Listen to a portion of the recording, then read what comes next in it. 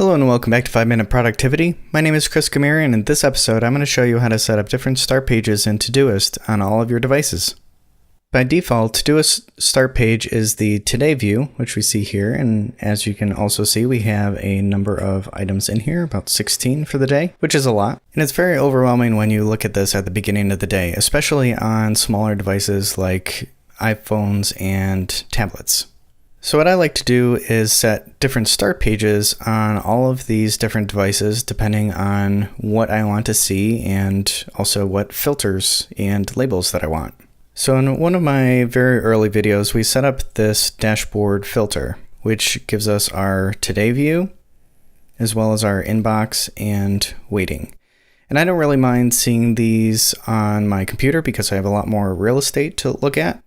And I typically look at this towards the end of the day when my task list is a lot shorter, and it gives me a better outlook on what I need to finish up for the day or maybe to reschedule for the next day. So what I want to do is make this dashboard filter our start page when we click on the Todoist icon up here, which again just defaults to today. So let's go down here to our dashboard filter. Let's edit the filter and we'll select everything here, which is overdue, today, inbox, and waiting. Cancel that out, and we'll actually delete that right now. Next, we want to go up to the gear icon, go to Settings, General, and then here under General, we have this start page, and it's set to today. And as you can see, you can have a blank page, you can have the current today, the next 7 days, overdue, today and tomorrow. You can have a custom query. You can select a specific project or a label or a filter. So right now we are going to select a custom query. We're going to edit that and paste in our dashboard filter query. Save that, close. And then now we see our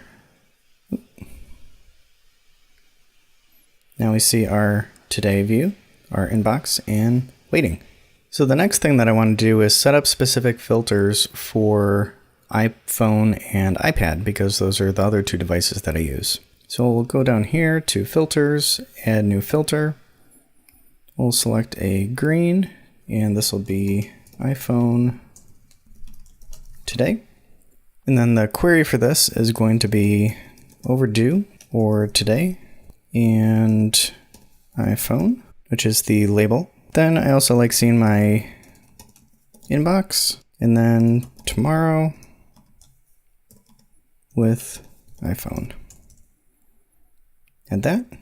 And then now we only have the tasks that we have our iPhone label on for today.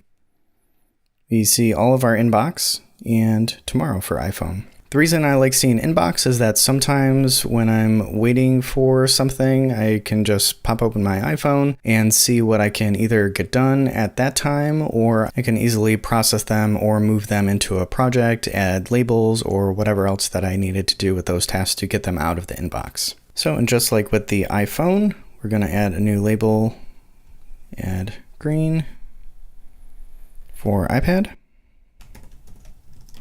today. And that is going to be the same query that we had before, but just swapping out iPhone for iPad. And here are all of our iPad tasks. So now what you can do, log in on your mobile device, either the iPhone or iPad, and up in the top right, you're going to have this same gear icon. And you just go back into Settings and General. And then on the Start page, you will now see, if you scroll down, iPhone today and iPad today, and just select those filters. So let's say we're on our iPhone and we'll select that. Just close and hit our icon up here. And now we have our iPhone today view. So the reason that I like setting up these filters is that it's a lot easier for me to edit them on my computer and just have that automatically sync to my devices. So if I wanted to update this filter and say, get rid of the inbox and save that, that will be automatically synced to my iPhone the next time that I open it up. It's a lot easier than going through the smaller interface on the iPhone or even the iPad and trying to adjust that custom query in there. So it just gives me a little bit more power and leverage when I'm on my computer to make those adjustments, and then it'll automatically flow into my other devices. You can also take these dashboard ideas and work them into other devices that you might have. So if you use Todoist at home and on a work computer, you might want to go ahead and set up a work dashboard and have that work instance of Todoist have that as the start page for your work computer. I'll put the queries below in the description so you can easily copy and paste them into your version of Todoist.